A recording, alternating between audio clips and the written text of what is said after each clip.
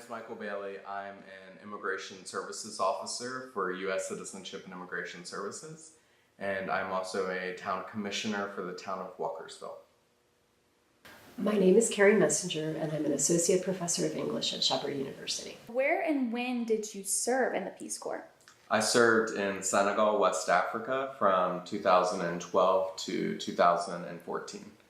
I served in Republic of Moldova, which is between Romania and Ukraine, from 1994 to 1996. What area in the Peace Corps did you work in? I was an urban, peri-urban agriculture extension agent, so my job was mainly working in agriculture. I was a teacher of English in a high school, and so my primary responsibility was to teach those classes and work with those students, and then my secondary activities were running after-school programs with the kids in my class. What did a typical day in the life in Senegal look like? Well, you wake up, eat breakfast with your family. Breakfast usually entailed eating just like bread and butter.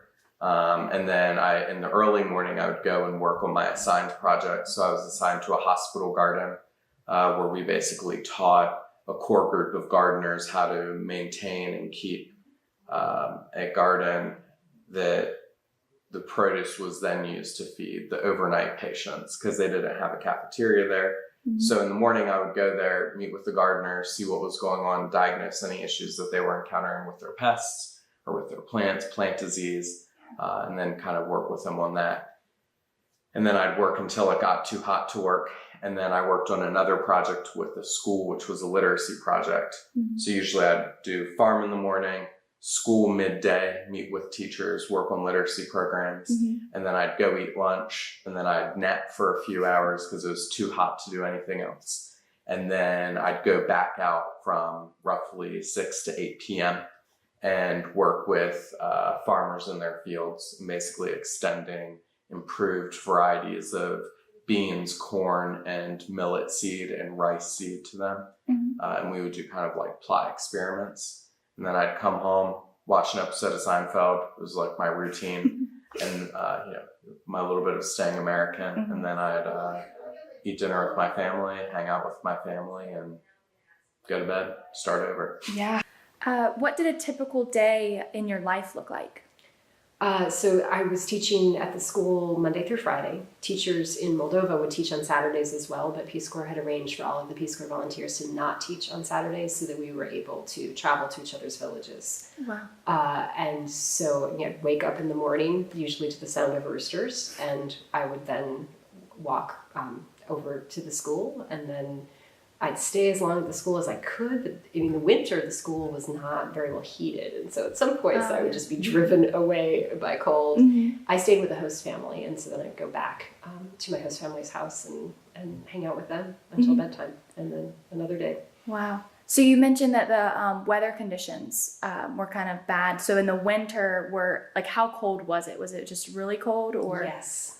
Very, very cold. Like in the negatives, or? Well, I grew up in Chicago, so I'm prepared for cold weather in a way that that not everybody would be. But one of the things that I wasn't prepared for was having it be cold outside and inside, because when you don't have central heating, or if you're paying to heat your house by each individual piece of wood, you're not going to really try to make it that cold. And so I was just always cold. Oh, wow. I would teach with my mittens on. Oh my God. I would sometimes wear my parka while teaching. And my students would too. It would be very cold. Wow. What were the dietary options like for you? Yeah, so Senegal's diet is primarily, it's kind of split. So you have the rural diet and the urban diet, but across the entire line, the base dish is rice. So there are pretty much 5 main dishes in Senegal that people would eat on a daily basis between lunch and dinner. So there wasn't much variety. It almost always involved some form of rice. If you were lower income, it was just rice with sauce and maybe dried fish. Or the wealthier you were, the more meat that was in your bowl. So we would eat out of a communal bowl, and it was usually rice with like a little piece of meat in the middle, and then some vegetables scurried about, Yeah. and then maybe like a little onion sauce on top. So it was, you know, there was not much variety, and they cook a lot with MSG, but it was really good. What were the dietary options like for you? Moldova was a rough place to be if you were a vegetarian, because there would only be fresh vegetables and fruit in the summers, and always, you know, according to what the seasons were. I get very used to what would be available at a farmer's market situation there, because everything was coming either from the garden or from the market in town. And so in the winters, it was a lot of root vegetables and pickled salads. You can pickle all sorts of things that I did not realize that you could pickle until I was a Peace Corps volunteer.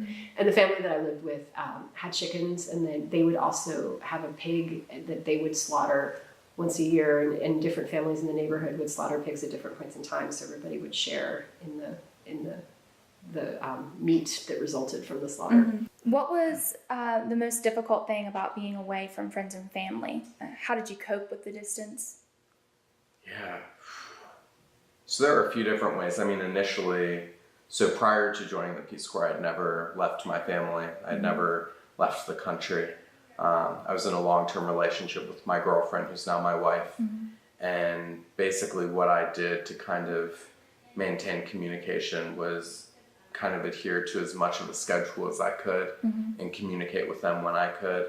I communicated with my wife, then girlfriend, now wife, through letters. And then my other family, we would just Skype or FaceTime whenever I was in like a capital city that had internet. So I had like a little Nokia brick phone.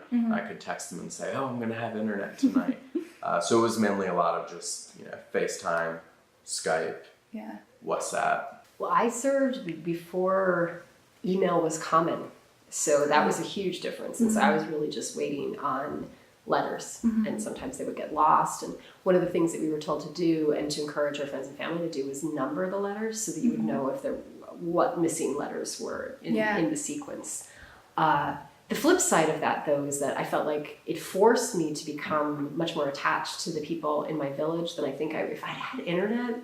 I don't know if I would have, I certainly wouldn't have gotten as good at Romanian as I did if I had been able to be on the internet. Being immersed in Romania and really unable to communicate with the outside world except through very slow mail was probably a good thing.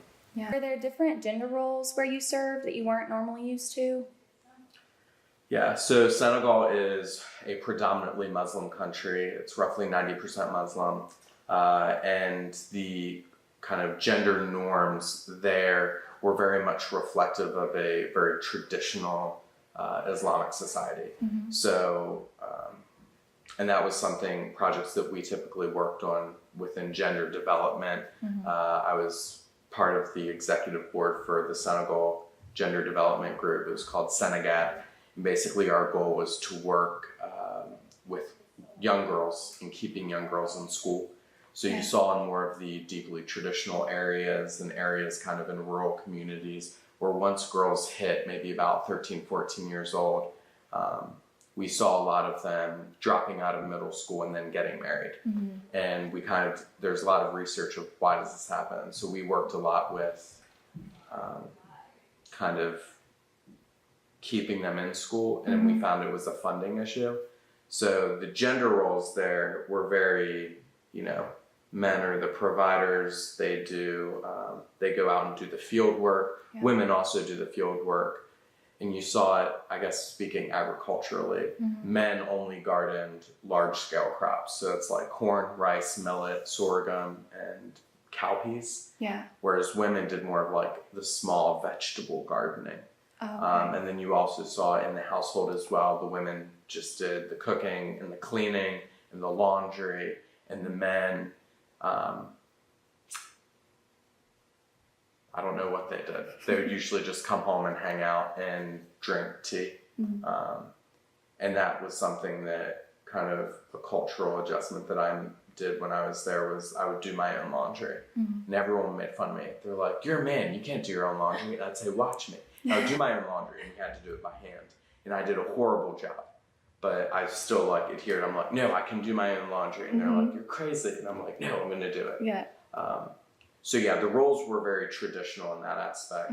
We're making a lot of progress in working with communities and creating programs for young girls. We had a scholarship program that we set up in honor of a Peace Corps volunteer who died in a car accident.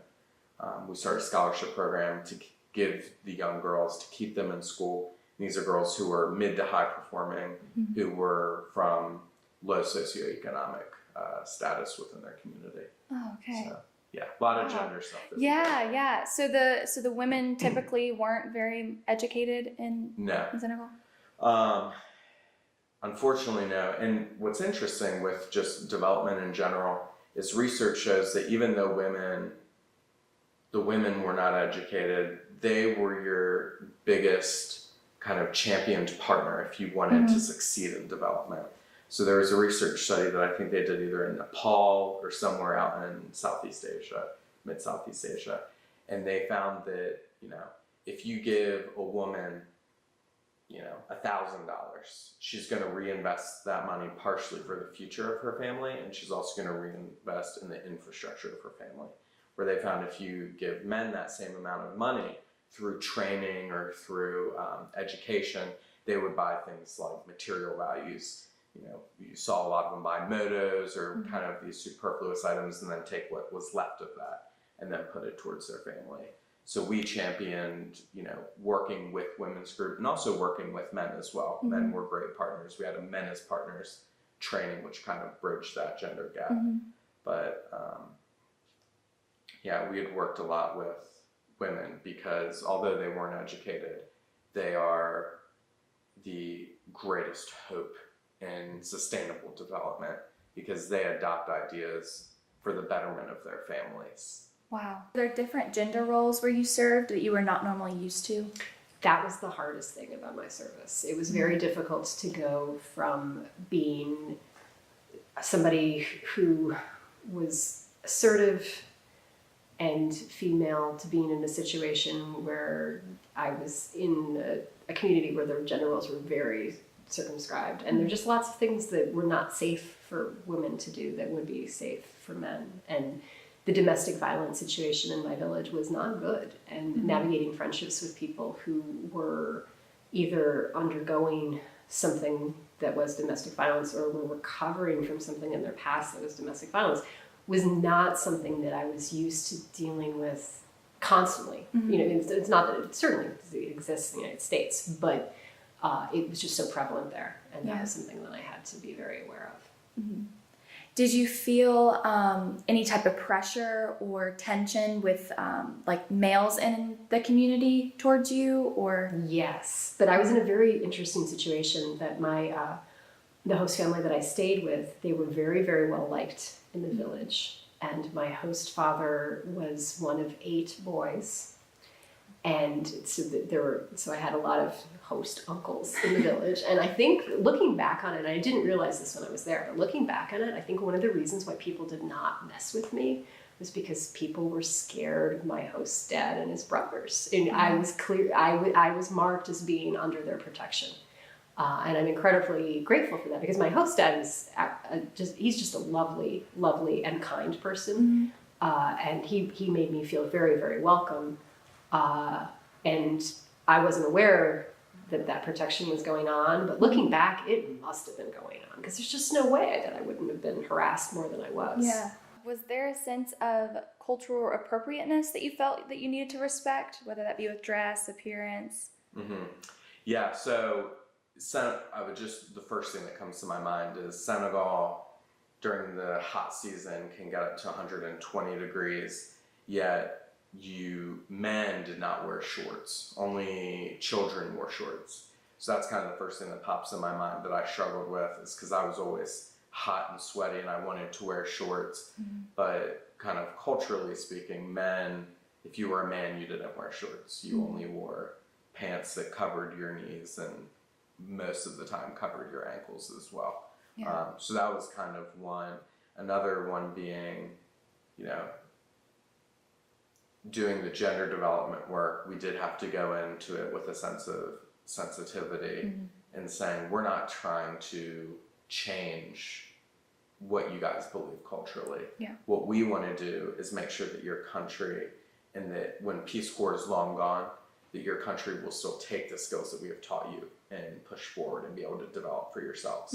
So that was also a lot of, because traditionally you deal with the man of the village, and to go to him, you have to do any work here, you have to go with the man. And it's a lot of kind of this weird chain of command. Yeah. You can't just roll up in there and say like, hey, we're going to start this project. You have to like kind of butter them up, get them, you know, on board, and kind of make them think it's their idea and allow them to be your trainer. So you train the trainer and then allow them to kind of implement it in their community. Oh, wow. That's very interesting. Was there a sense of cultural appropriateness that you felt you needed to respect? I did not wear shorts the entire time that I was there, no matter how hot it was, because at the same time it was very cold in the winter. It'd also be just boiling in the summers. But I never wore shorts because people didn't wear shorts there. Now I don't wear shorts now either. I'd sort of gotten, I can't, I got so used to that the idea of revealing your knees just seems super shocking now, and I would never do that. I would try to dress as much as possible like a Moldovan woman in order to limit how much attention I was getting outside of the home. I would dress more casually when I was at home with my host family, but so would Moldovan women of my age. You'd be allowed to wear something in the courtyard of your house that you wouldn't be wearing on the streets. So out in public, did Moldovan women have to wear any type of like headdress, or was it necessarily just like dresses below the knees, or what they couldn't reveal?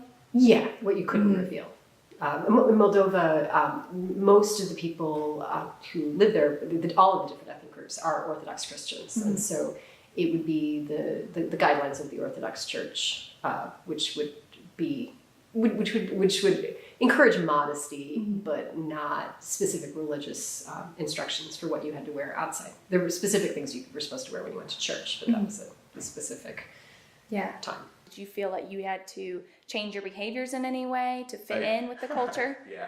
So I'm not a very confrontational person, and culturally, the ethnic group that I lived with, or Wolof, and confrontational makes it sound bad, but it's not. They're just very direct, and that's not who I am. I'm more of like a, I want to keep the peace kind of deal, and so I had to learn how to be more, upfront and kind of aggressive in the way I talk to people. And then also when you learn a different language, because I spoke a language called Wolof, there are just these weird nuances that you have to use and of ways that you talk to people.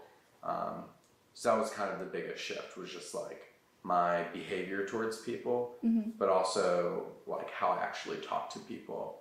It became a little bit more, I had to kind of adapt to how they talked. Yeah. Because if you talk just like I talk here, I'd be considered like passive, and we don't want to deal with them. Oh, so wow. It was a balance. Well, I was being regularly told by my host mother what made a good Moldovan girl, and all the ways I was living up to it and the ways I was failing her. And she was a really lovely person too, and she wasn't trying to mold me into a good Moldovan woman because she was trying to be mean to me. But I didn't. The goals of what makes a good Moldovan woman were not necessarily things I was striving for at that age. She was very concerned because I was unmarried.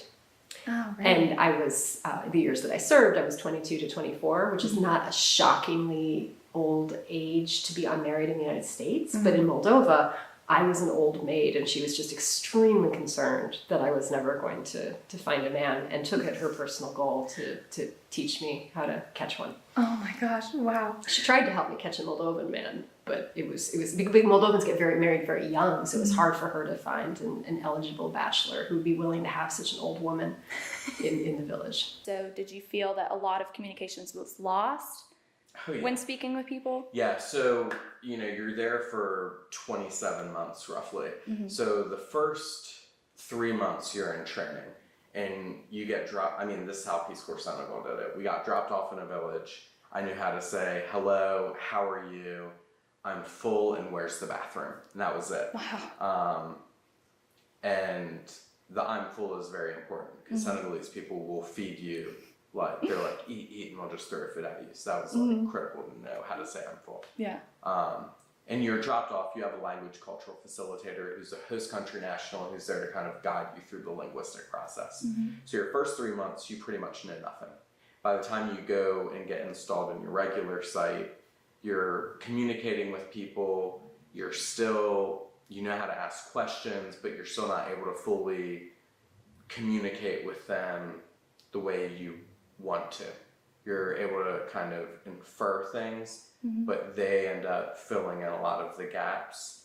And sometimes things are lost in translation because they fill in the gaps and they're like, oh, this is what you're trying to say. And you're like, no, I'm saying this, but you don't have the ability to actually say that. Yeah. What you're trying to say. And then, so that's like your first 6 months in site. So then once you've been in country for about a year, and I'll never forget this.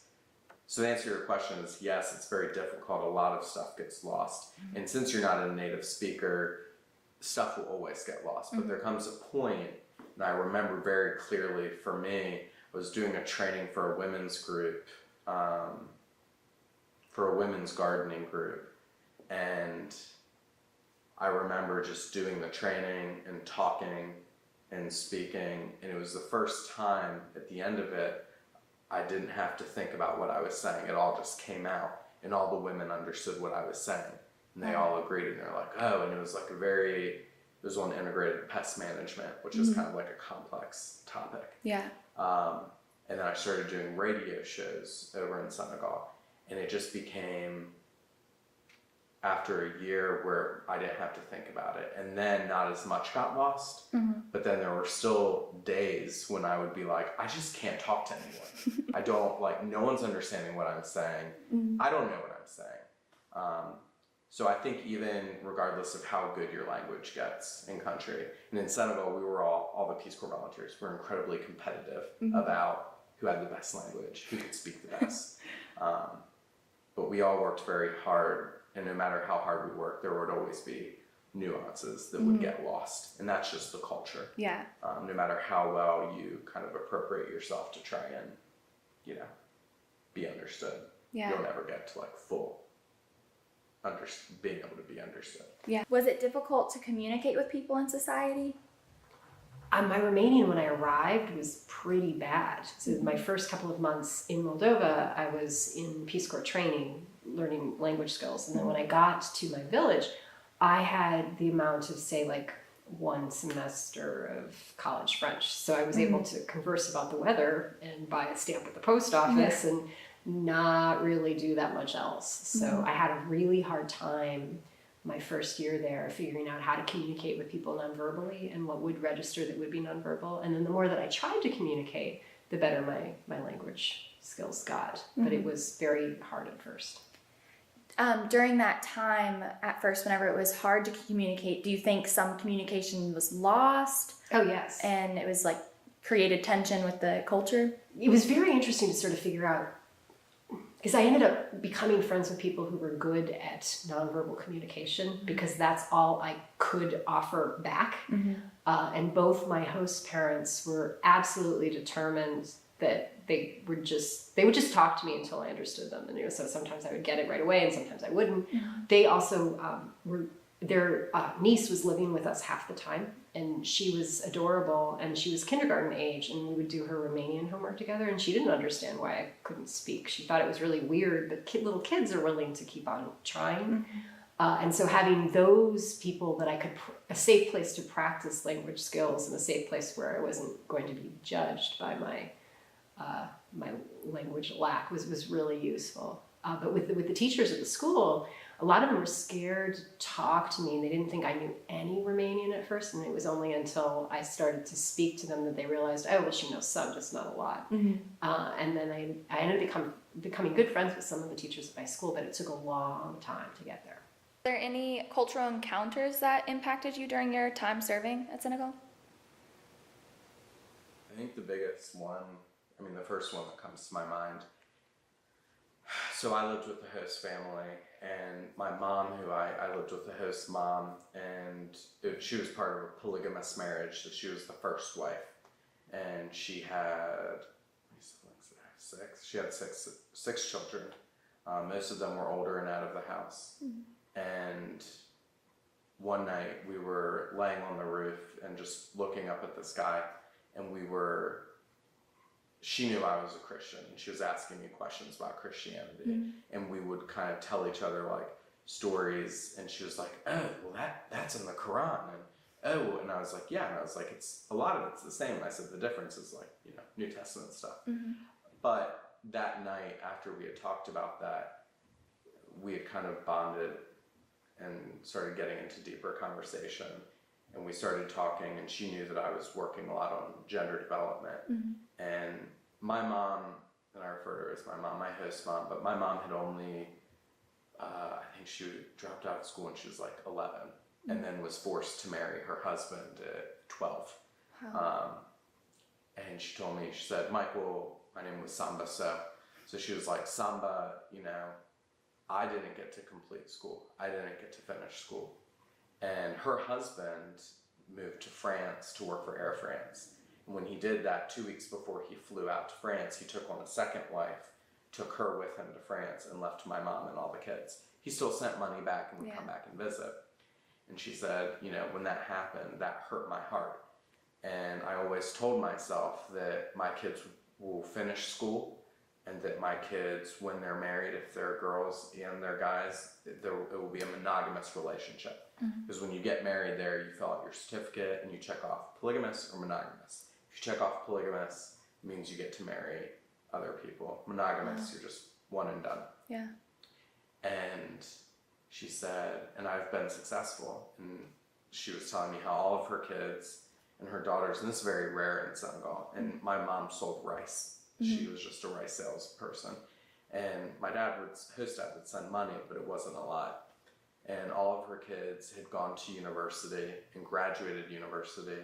And the ones that had married, she went with them to the sous-prefecture, which is like a government office, and made like her daughter's husbands made them check the monogamous box. Wow. So that it would have happened to them. And so that was kind of like the cultural experience of saying that there's this deeper yearning for many people who have experienced that, where although it's cultural, there's kind of this shifting dynamic that's occurring. Yeah.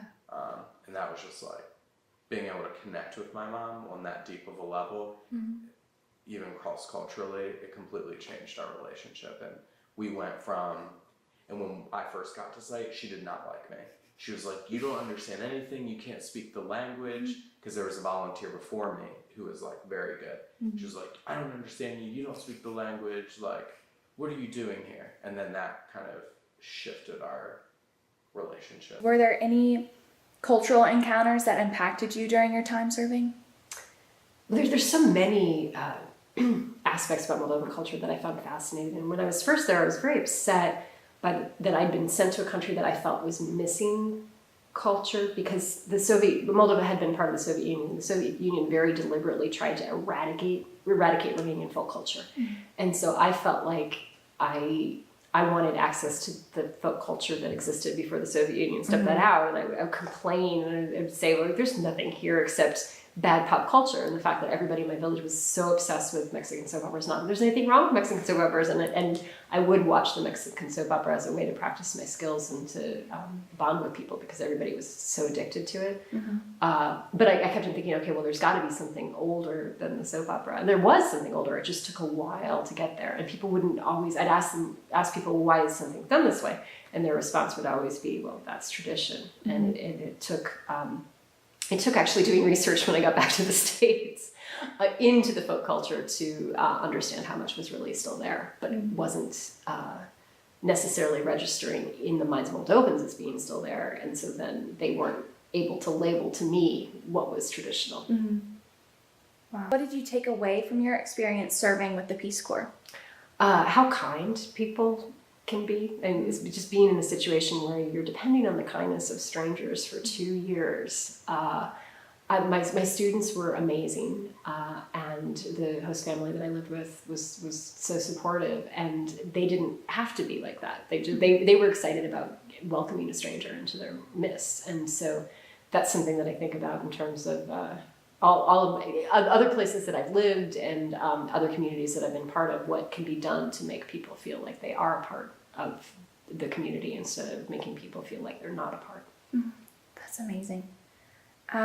Would there be any advice that you would give to someone who is considering joining the Peace Corps? Well, what I always say is that it's true that it is the toughest job you'll ever love. And Peace Corps is very deliberately 2 years, because the first year is getting used to and dealing with the culture shock and figuring out what you can do in the community that you're in. And the second year is when the good stuff happens. And 2 years is a long commitment, but the fact that it's 2 years makes it worth it. So it was the toughest experience I've ever gone through in my life, but it was an experience that I loved, and I'm really glad that I did it. I also am second generation to do Peace Corps. My parents served in Ethiopia in the 60s, and my little sister ended up serving after me in Honduras for 2 years. So we've got multiple people in the family who did Peace Corps, and all of those experiences were very different. It's 3 different continents, 3 different very different programs, 3 different very points in time.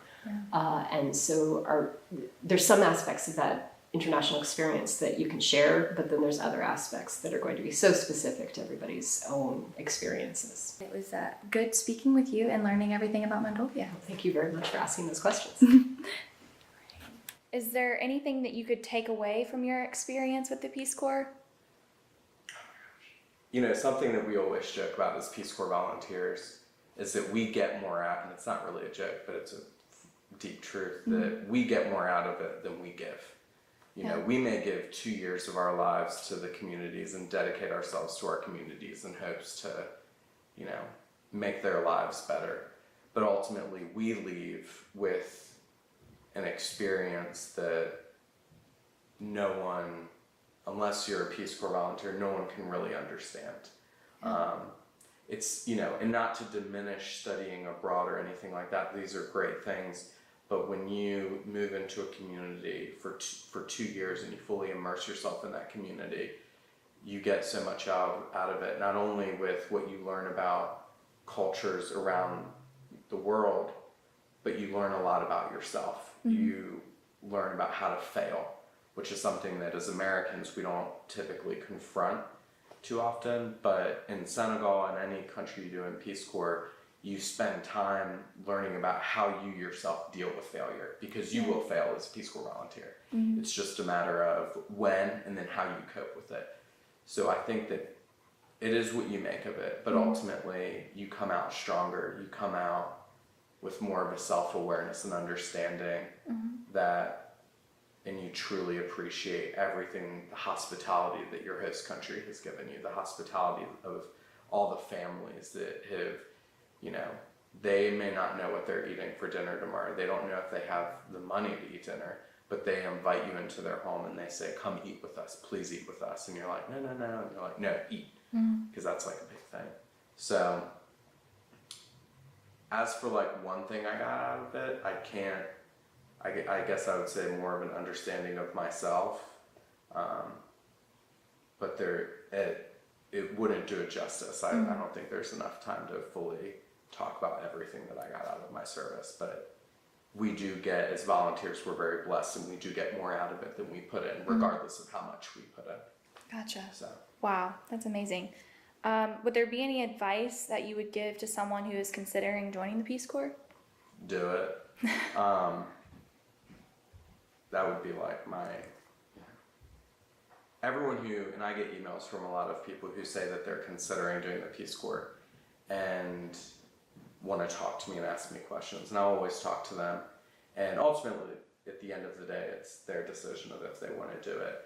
But going out and pursuing that experience is something that is, if you want to do it, it's of paramount importance that you do it when you want to do it, when you're able to. Now, there are life issues that prevent people from serving, but if you're interested, definitely at least dive in and don't look back. Because the thing that I also learned in Peace Corps is that America and your life here will always be here.